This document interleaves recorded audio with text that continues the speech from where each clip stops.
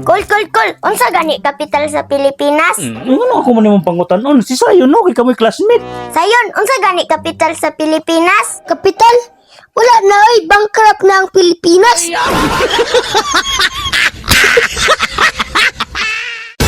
Uy, te, sikat na kay ka sa eskwelahan ba? Gipangambog ka ni Sayon didto. Uy, di na ka sayon? Uma, proud jud kay ko sa imo ha.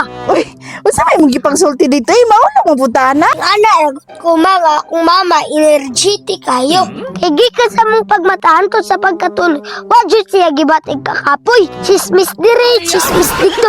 Libak dire, libak dito.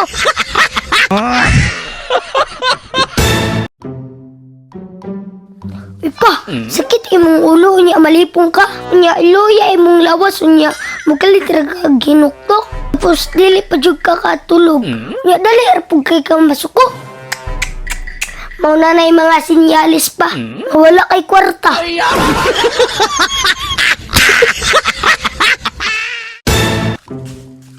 Pa, darang itlog pa unsaon man eh. Hala, ibaligyan na ninyo. Along, paniud to na, dapat tutuod. A few moments later. Darang halin kol ah. Unsa man eh? 21 man o taga pag yan nyo man og size na nagpalit. Ay, suda na to.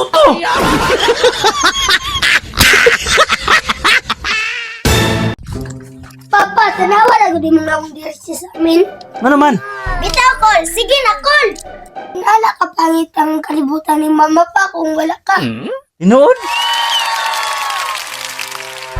Ay.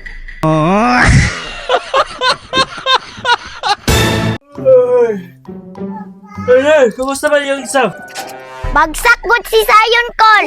Nah, sinsayo kayo sayon. Naliwat yung kasakwa, pati bulo ka. Okay ra pa ay. May problema at least wa ko naliwat sa imong itsura.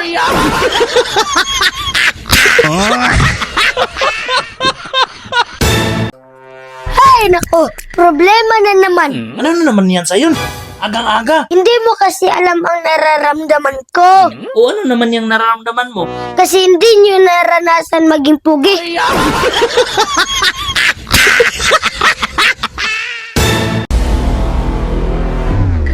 Naunsa day ka kol, party mag-isugan ni Mugnaw. Alangan, ang atong silingan nga si Butchok, magpakural ka nung sunod si Mana. Dapat ako'y makauna.